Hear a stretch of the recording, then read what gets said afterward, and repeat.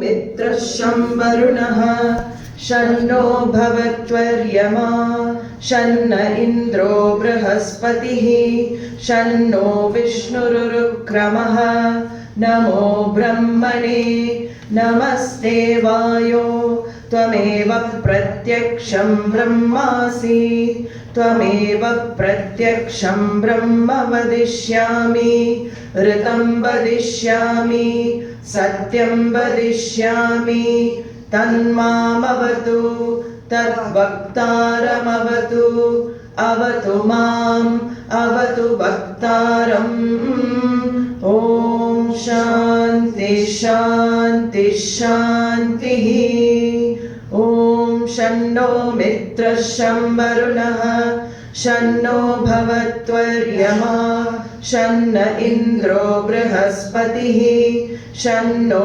विष्णुरुक्रमः नमो ब्रह्मणे नमस्ते वायो त्वमेव प्रत्यक्षं ब्रह्मासि त्वमेव प्रत्यक्षं ब्रह्मावादिशं ऋतमवादिशं सत्यमवादिशं तन्मामावीत् तद्वक्तारमावीत् आवीत् माम् आवीत् वक्तारम् ॐ शान्ति शान्ति शान्तिः ॐ सहना भवतु सहनौ भुनक्तु सह वीर्यं करवावहै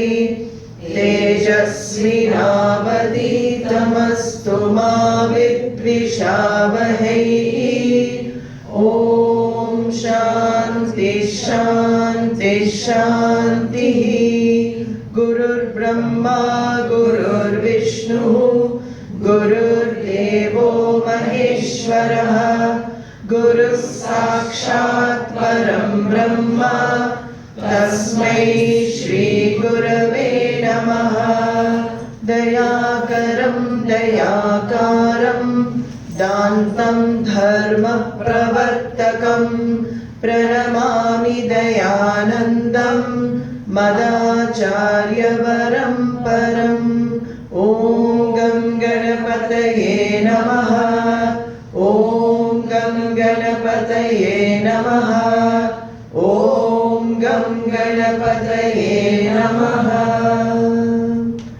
ॐ भद्रं कर्णेभिः शृणुयाम देवाः भद्रं पश्येमाक्षभिर्यजत्राः स्थिरैरङ्गैः स्तुष्टुवागुंसस्तनूभिः व्यशेम देवहितं यदायुः स्वस्ति न इन्द्रो वृद्धश्रवाः स्वस्ति नः पूषा विश्ववेदाः स्वस्ति नस्तार्क्ष्यो अरिष्टनेमिः स्वस्ति नो बृहस्पतिर्दधातु ॐ शान्ति शान्ति शान्तिः. We just did a few of the Shanti mantras. It will go on and on if we do the whole. So we can chant the first mantra of the Mundaka Upanishad also.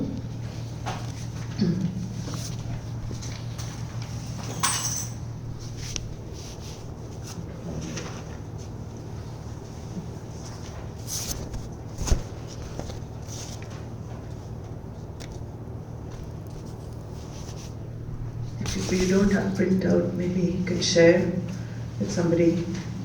I also don't have a printout. So.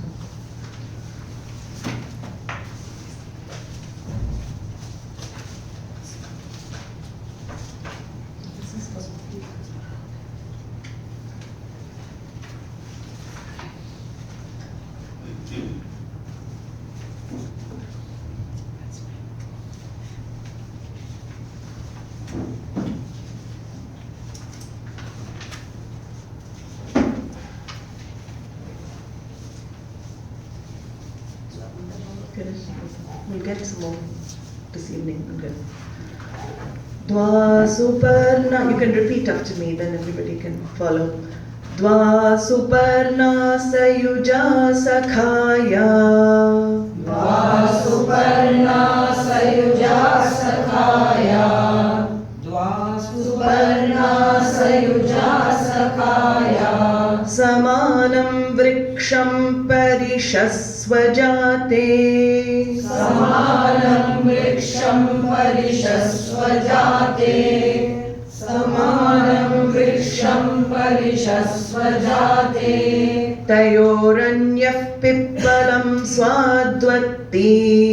Tayoranyam Pippalam Swadvati.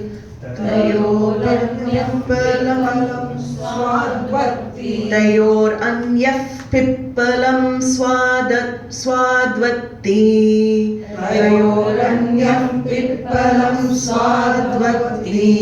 Anashnan Anyo Abhichakashiti. Anashnan Anyo Abhishakashiti. Anashnan Anyo Abhishakashiti. Samane Vrikshe Purusho Nimagnaha.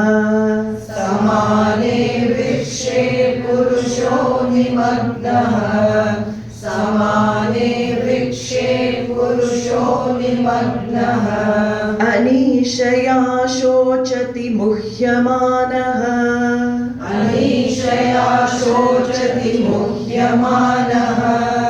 Anishaya Shochati Muhyamanaha. Jushtam Yada Pashyati Anyamisham. Jushtam Yatha Pashyati Anyamisham. Jushtam Yatha Pashyati Anyamisham. Asya Mahimanam Iti Vita Shokaha. Asya Mahimanamiti Vita Shokaha. Asya Mahimanamiti Vita Shokaha.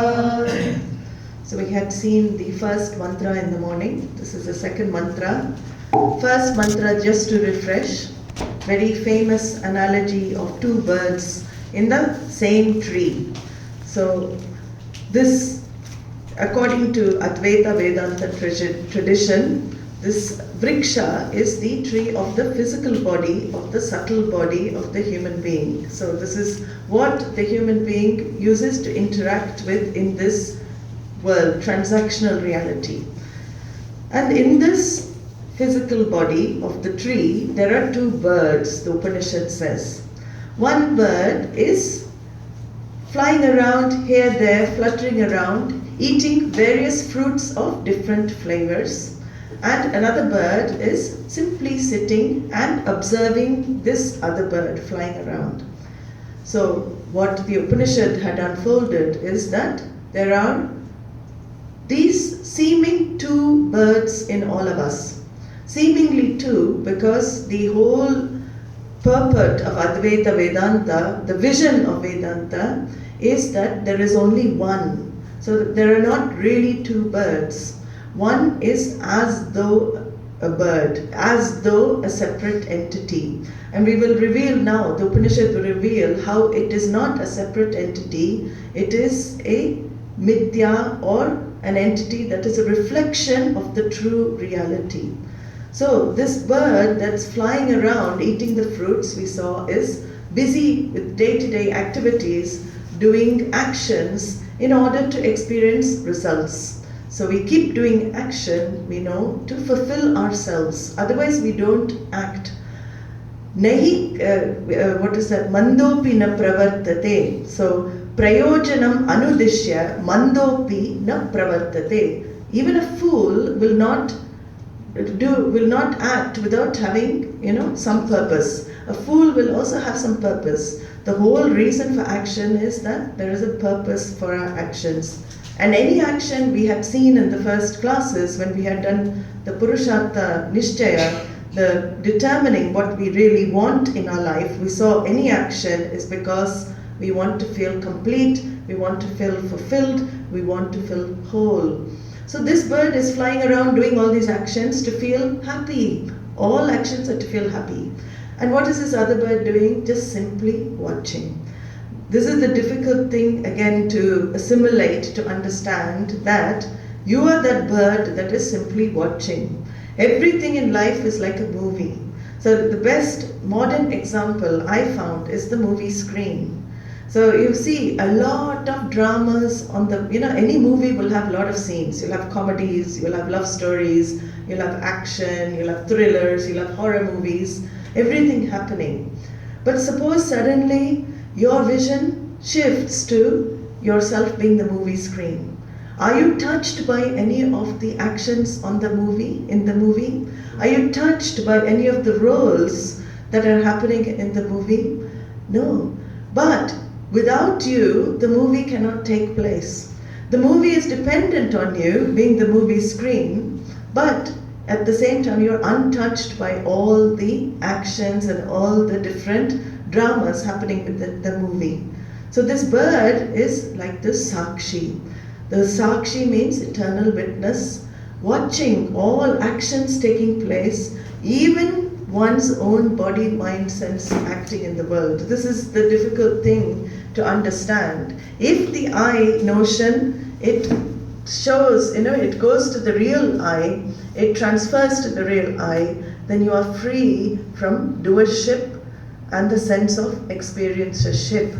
So you can simply observe, not doing anything. But we will see in further mantras, you can also be busy playing the role, doing everything, remaining free internally. That's the trick in Vedanta. It doesn't mean you just sit. That is an analogy that's shown. The inner space is there. You are undisturbed, untouched by all actions taking place around you. Inside, you are totally free. That is called liberated, self-realized, enlightened person. So here, now the Upanishad talks about the same tree, but it is focusing on that jiva. And we saw that jiva, the individual, is the one who is, flying around and doing all sorts of things to feel complete. So the second mantra says, being deluded and lost in the very same tree, the person comes to grief because of helplessness. When one recognizes the other, which is all worshipful, which is the Lord of all, and knows all this as his glory, he becomes free from grief. So at present, in the first mantra, that bird is flying around without recognizing Paramatma. Paramatma, Ishvara, the Lord, sitting within, is simply watching the bird. He is aware of the bird doesn't recognize him, but the bird is not bothered.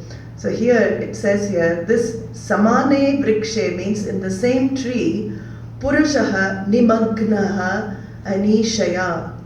Nimagnaha means being sunk, feeling drowned. Why is this person feeling drowned? Why is this person feeling sunk? Due to helplessness, due to this heavy load of ignorance.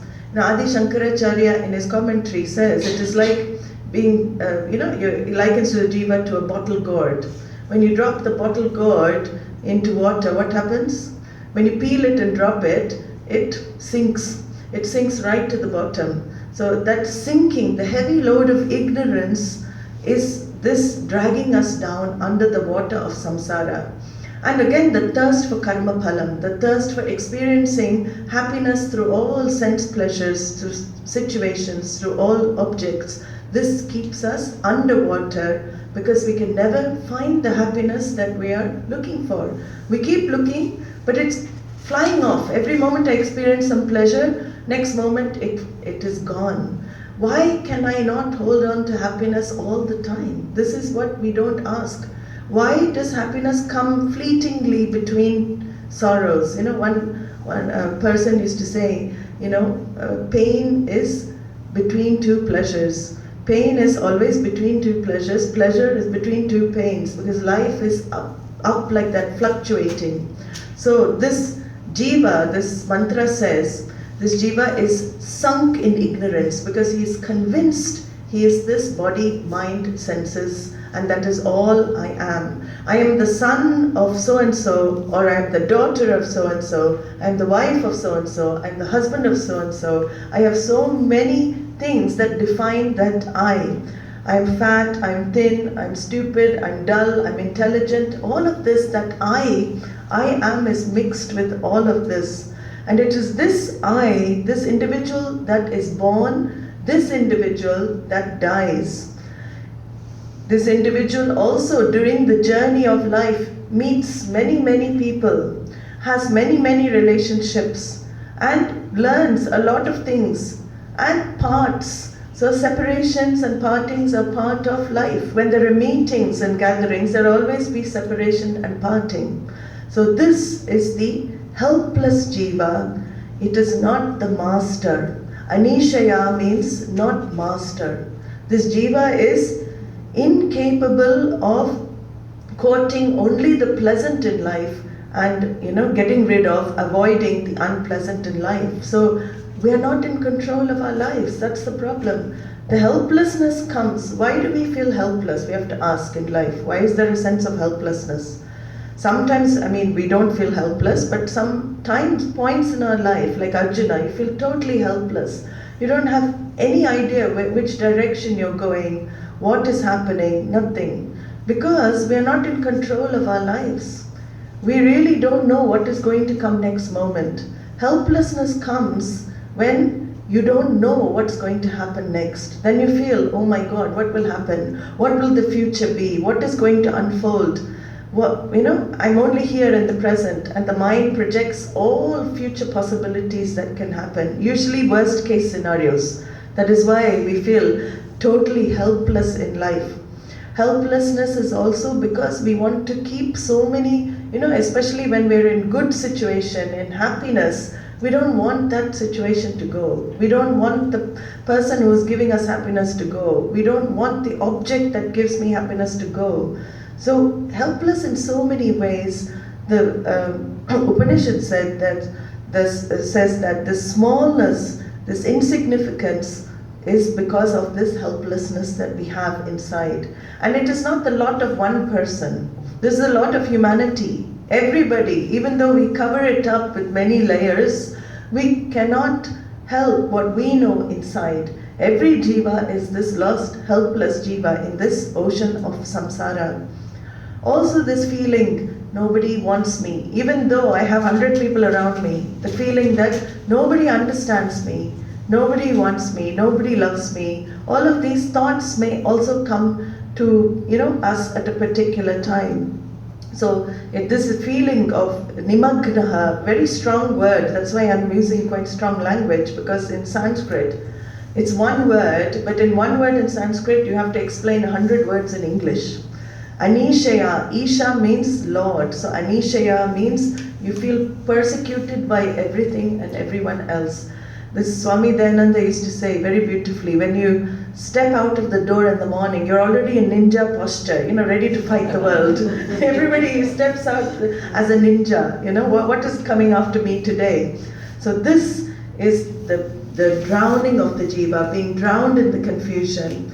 This body, mind, senses is myself alone. I am limited to this body, mind, senses, and it's very difficult for me to see something else.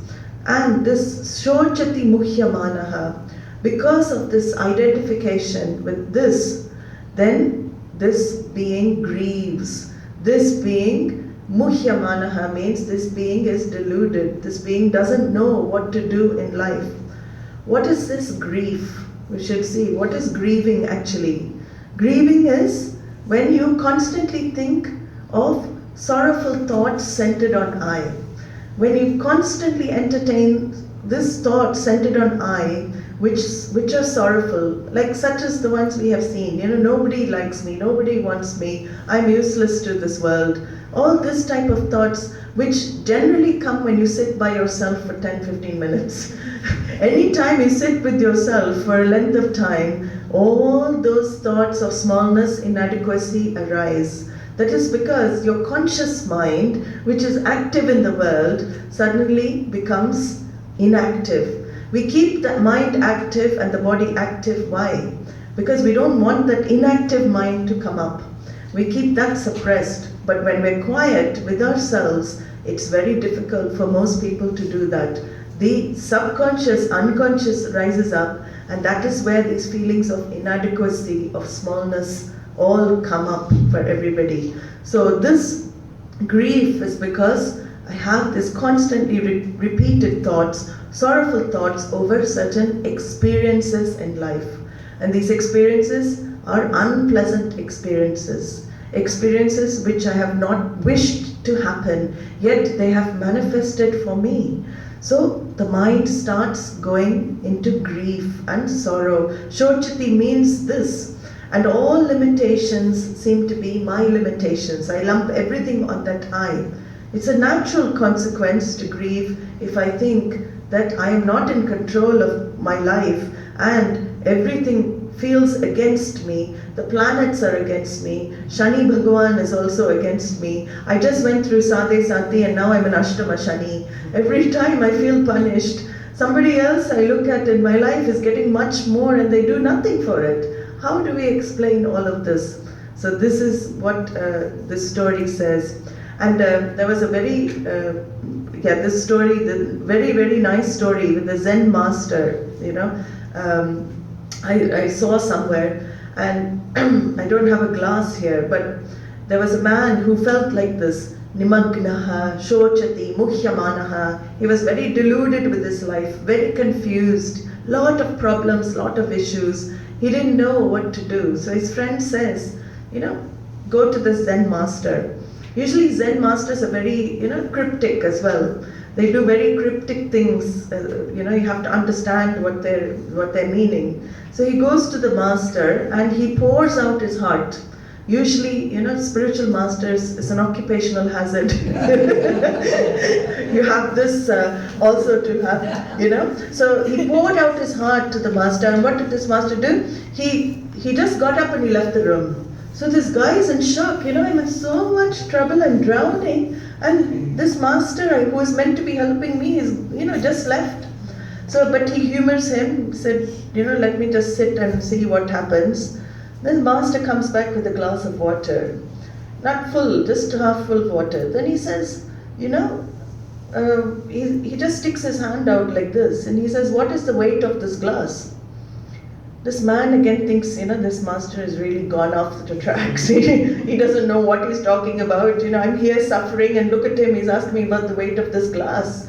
So he says, oh, it doesn't look very heavy. It doesn't look very heavy. Then he says, if I hold my hand straight and hold the glass in my hand for an hour, what will happen?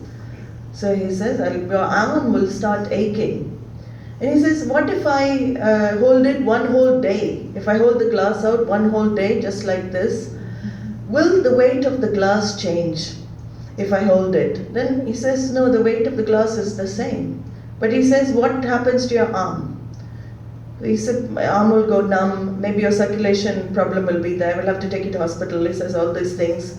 He said, what does it take for me to lose the pain in my arm? He said, put the very simple solution, put the glass down. Put the glass down. So this is the Zen master's teaching, which needs translation, but I think most of you understand. So this glass is like our problems. These problems we carry with us, and if they will still be there, the problem is still there. Whether I hold the glass or I put it down, the problem is still there. But if I put it down, I can solve them objectively. That is the thing. It doesn't say you don't solve your problems. If you put the glass down, you can solve objectively, because the weight of the glass doesn't change. The longer I hold on to the problems, the more ache and pain I feel. So this is what the solution is to these sufferings and sorrows, to put down the suffering and sorrow. This is the Zen master solution. We don't end there, because life is not that easy. How can we just put our problems down? How can we just, foo-foo our suffering like that? When we're going through, it's very real. But how do we get out of this delusion and put the glass down? So the Shastra says there needs to be punya here that comes into picture in a jiva's life. There has to be some manifestation of punya in the form of teaching, in the form of a teacher that comes and shows you the right direction in life. This teacher, like Swamiji was saying in the morning, the signpost, like he tells you, not Gandhara Desha, but he tells you to get out of this. And that is where the Upanishad says, Anyam Jushtam Isham. You recognize the only way you can put the problems of life down is by recognizing the other bird. When you recognize the other bird is always with you, has always been with you, is going to be with you always, then this glass can be left with the other bird. And who is that other bird? The Upanishad says, the worshipful one, Jushtam, that is Ishvara, the Lord that is sitting in everyone's heart. He is the worshipful one.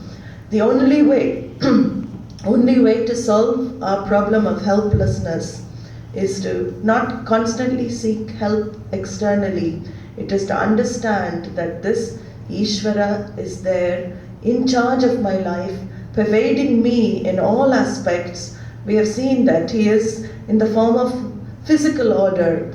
He pervades me in the form of physical order.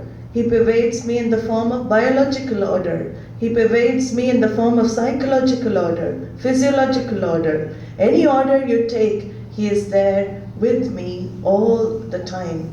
The only way to put the glass down is to recognize this other bird. And he says, Asya mahimanam iti vita shokaha. There is no other way to be rid of this shoka, this feeling of helplessness and lack of control in my life. The only way is to recognize this Lord in all His glory. You become, by recognizing this Lord in all His glory, you become free from grief for good. Otherwise, you will always be seeking external solutions for help.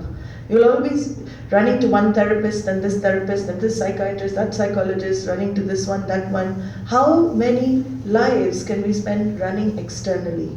That is why Upanishad knowledge is very important for recognizing who the true, like Swamiji used to say, the super therapist is only Ishvara. And you've got access to that therapist 24/7. You don't need to pay for that therapist either. It's always with you, watching you. Only you don't recognize that bird. So Asya Mahimanam iti Vita Shokaha is recognizing everything here is Ishvara's glory.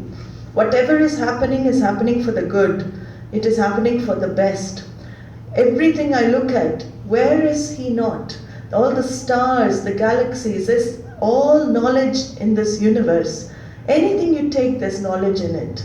So this knowledge for us, even though we don't have we have physical representations like Vishnu, Brahma, so many we can pick Hanumanji, whoever we want we can pick. But this knowledge that Ishvara in this invisible form is pervading in the form of orders throughout this world, in the form of all knowledge, is what is going to help me out of this smallness. Because when I connect to Ishvara more, individuality is not a problem. But it's that feeling that I'm limited to this much alone that becomes the issue in life that gives me, again, the problems of inadequacy, of dissatisfaction. All of these comes with that feeling. So all of this Jagat is Ishvara's glory. See the Jagat, see the glory, then accept the glory as yourself as well. This is Upanishad, the revelation. This glory is not external. The glory external is sitting here, inside, that inside glory.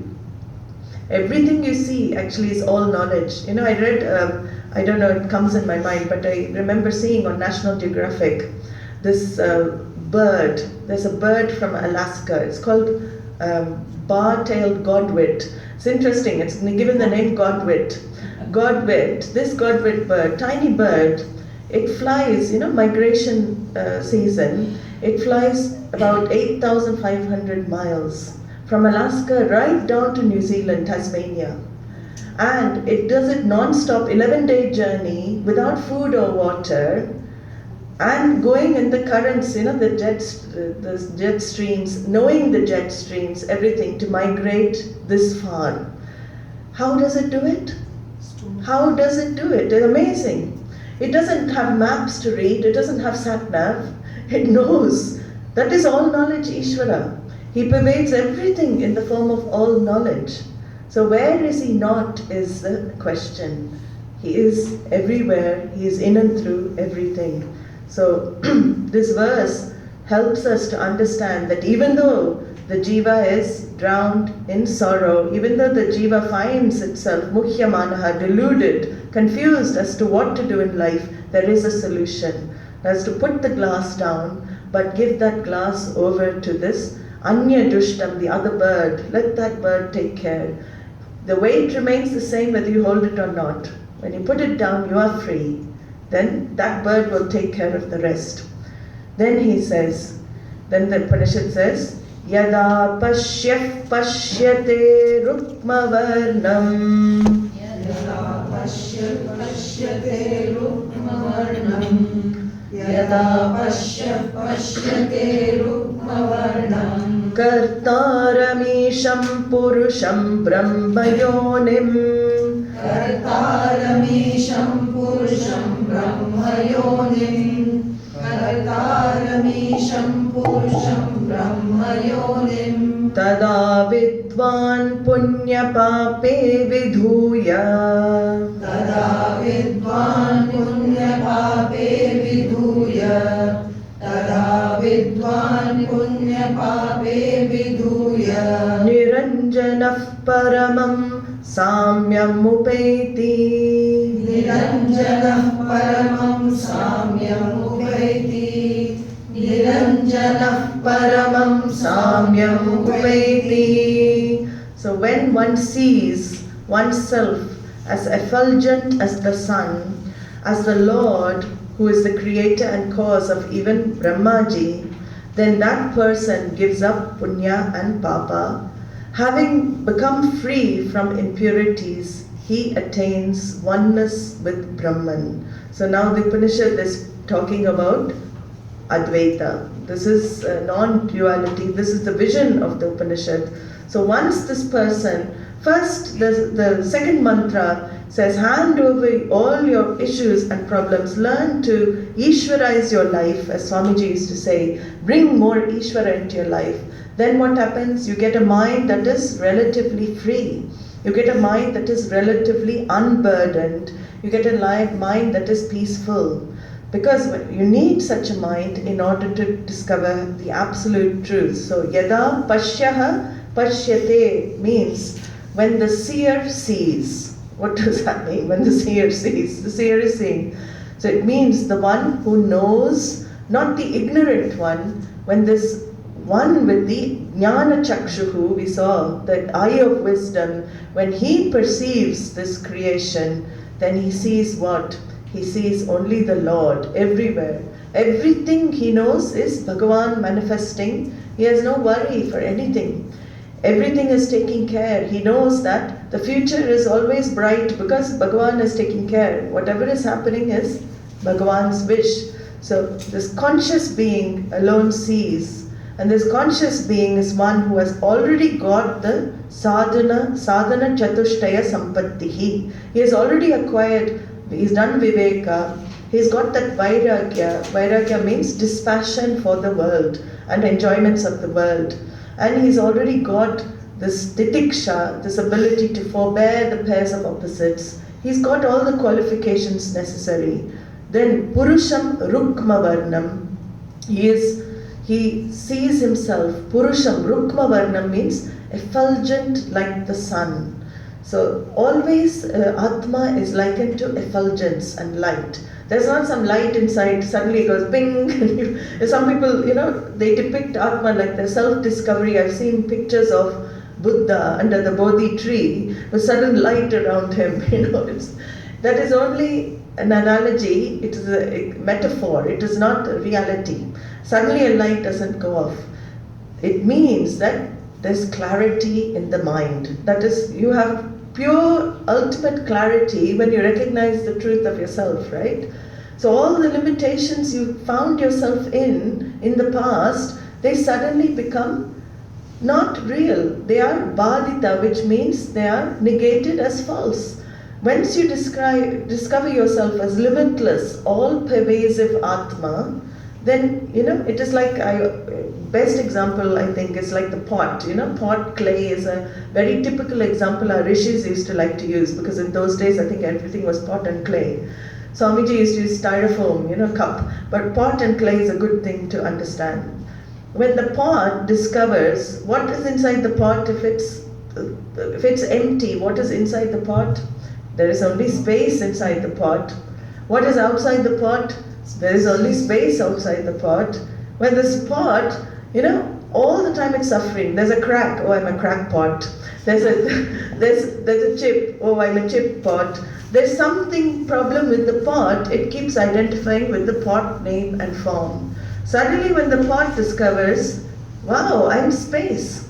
I'm space. That is the first level of discovery. That is called self-realization. Discovering oneself as space, not limited by the pot confines of the pot, that is self-realization. But there is a second step. What does the pot do? Is the pot confined to the pot? The pot space, is it confined to that pot? It is not. So what does it recognize? I am one with total space. I pervade all the pots. Where am I not? I am not limited to this tiny pot space. Total space and pot space are one space. So this is the second level of discovery. When the pot discovers, pot space is the same as total space. So then I'm not confined to anything. I can still enjoy being a pot. I can enjoy playing the role of the pot. So here, Purusham Rukma Varnam, this person finds himself shining Atma, just that discovery of that shining Atma, which is all pervasive.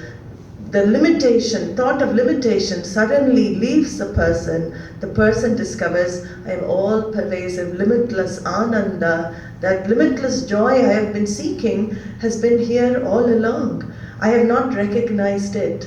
And that is the other bird. That other bird that is there is the form of limitlessness, Sat Chit Ananda, and you are also the nature of that.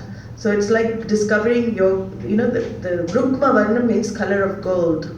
Gold is also used because gold is never changing. The color remains the same. It is a very valuable entity and source of everything in the world today. But gold remains always the same. It is valuable. So the self-effulgent, self-shining, indestructible Atma is ever the same. Bhagavan says in Bhagavad Gita, Na hanyate hanyamane sharire, which means you can destroy this physical body, but you can't destroy Atma. Atma is indestructible. It is always there, always will be. And what is this Atma? Same Atma, as I said, he discovers is Kartaram Isham. This Atma inside is one with the Creator, with the Lord. One sees oneself as the Lord, the Creator. Kartaram means the Creator of this universe. One is exactly the same. This is a big blasphemy for some people to hear. So we're not talking on the level of physical body, we're talking on the level of nature, intrinsic nature of the Lord, intrinsic nature of the individual is one and the same. Total space is equal to pot space, right? So this is what this mantra is saying. This Lord, when you see this Lord, you have to see this Lord first as creator of situations in your life. He is creator, yes, but he is also creator of situations in your life. How do you decide on a day-to-day basis what is going to happen to you? Do you decide? Many times we take decisions, yes, but many times things don't happen according to our decision.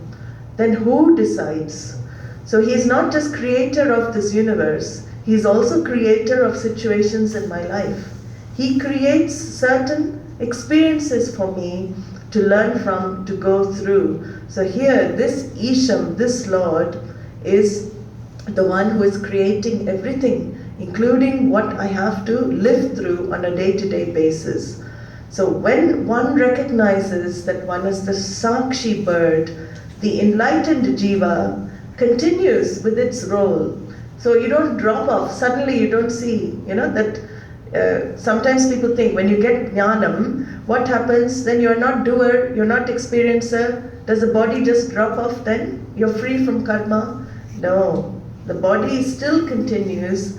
The body, mind, sense complex still continue. He plays a role. So the actor recognizes, I'm playing the role of beggar in life. He recognizes I'm playing this role in life. It doesn't have to be beggar, it can be any role. But is he attached to the role? No. He is free from the role, but he can still continue playing the role. But generally, when one is enlightened, what happens? He wears the costume of guru. He wears the costume of teacher. So that jiva bird, what happens? That jiva bird starts teaching other jiva birds. No, go for this palam, don't do this palam. Guides the jiva birds to discover again that they are this Ishvara bird.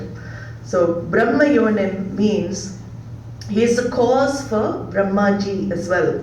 This discovery means that you understand you are the cause for Brahmaji. This is interesting because Brahmaji you think of as creator, right?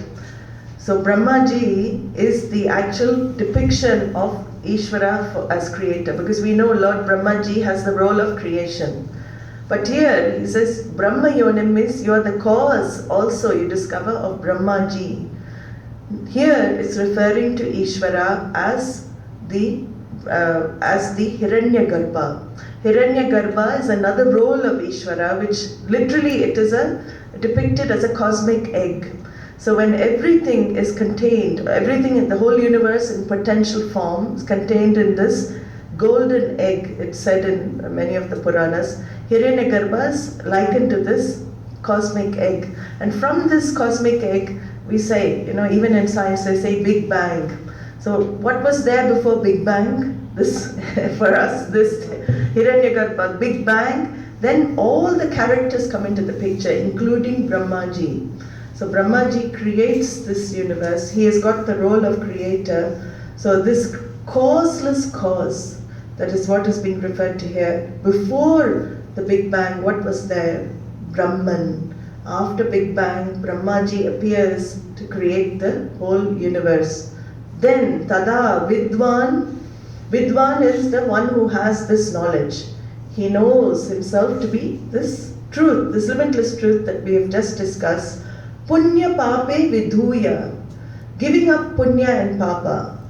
So we know that every jiva is bound to punya and papa. What is punya and papa? Many of you already heard, but for those who don't know what punya papa is, punya are results of actions which lead to pleasant situations for you in life. So sometimes they're called, it's called as merits. You have a merit system of karma, right? You do an action in line with dharma, you get a tick, merit tick.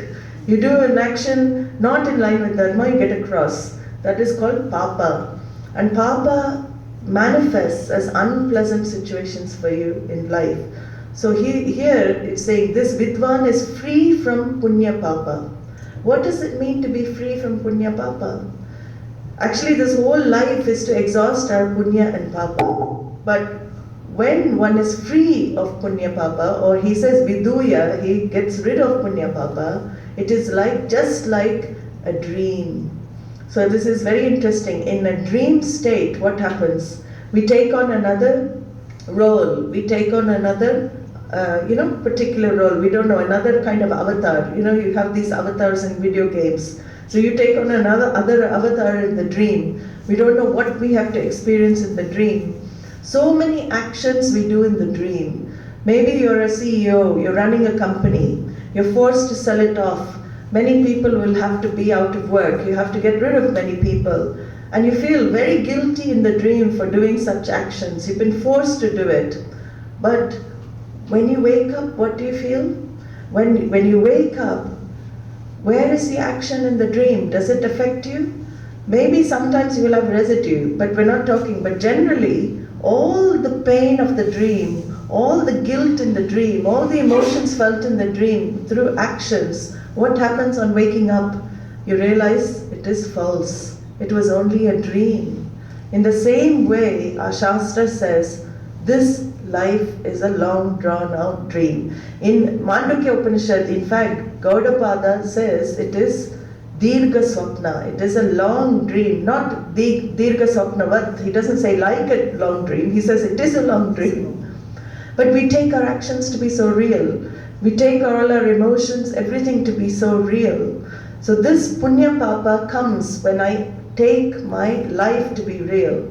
For this wise person, what happens?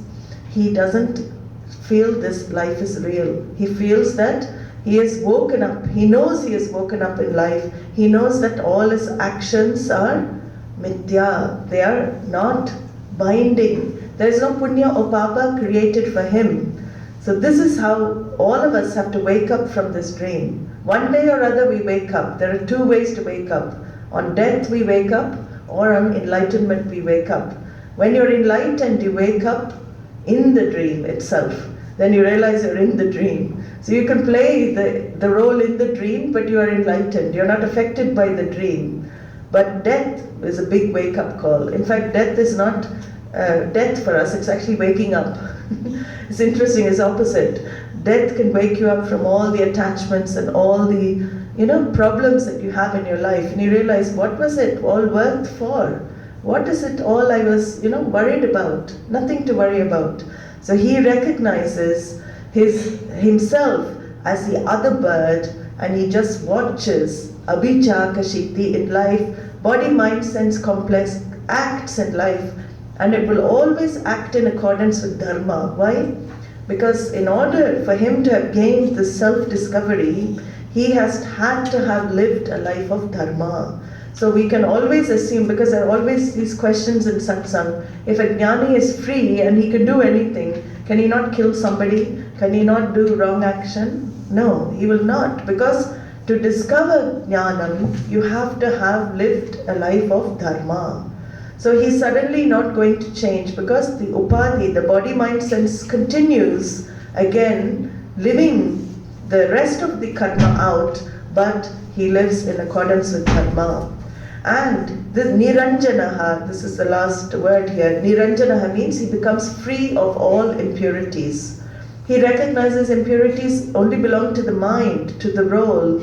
They never touched him, which is atma, limitless self. What are these impurities? We all feel jealousy, anger, hatred. Anything that takes you away from your true nature is considered impurity in the Shastra. Yoga Shastra talks about panchakleshas. Panchakleshas, these are also, impurities, avidya, ignorance, asmita, the feeling of egotistical feeling, ego. Raga means intense attachment. Dvesha, intense dislike. And abhinivesha, fear of death. And the will to live is also considered an impurity in Yoga Shastra. So how do I, in this, now in this waking state, without jnanam, without knowledge, how do we reduce these impurities? That is why Bhagavan has given Karma Yoga lifestyle in Bhagavad Gita. To reduce the impurities, he asks us to follow a certain lifestyle of offering our actions to him. Every action we do, he says, Mai arpita mano buddhi. You give this mind and buddhi over to me. Any action you do, you give it to me. And whatever result that comes, you take it as prasadam. So this is the Karma Yoga lifestyle he asks the people who are interested in moksha to follow. Because when you do that, you neutralize all these kleshas. You neutralize the raga dveshas, which are the intense likes and dislikes which bind you to this samsaric life. So this jnani has obviously lived a life of karma yoga, and he has lived a life of offering his actions to Ishvara and receiving everything as prasadam, neutralizing all of these impurities, becoming very clear, samatvam. And because of his life that he has lived, paramam samyam upaiti, he attains this oneness with Brahman.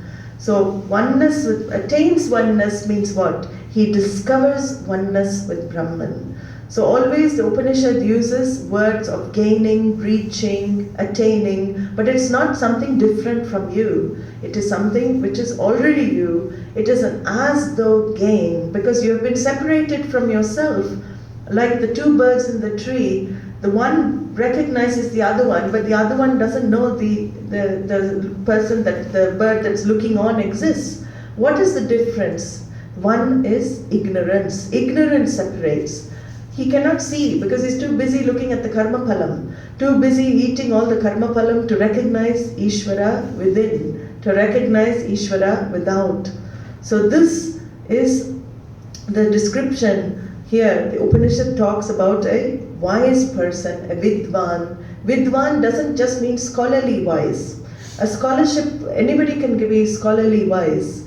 Wisdom means that you live your life in accordance with the teachings of the Shruti, of the Shastra. That is true wisdom, because these Vedas, the scriptures, are guiding texts for life. They're manuals for living. So true wisdom is living the life in accordance with the teaching and the guidance that has been given, Karma Yoga lifestyle, following on to Jnana Yoga, which gives ultimate self-discovery. So I think today I'll finish here. If there's any, I will go on to the next verse tomorrow. Om Purnamadah Purnamidam Purnat Purnamudachyate Purnasya Purnamadaya Purnamevavashishyate. Om Shanti Shanti Shanti. Hari Om Shri Gurubhyo Namaha. Hari Om. So if anybody has any questions, you can always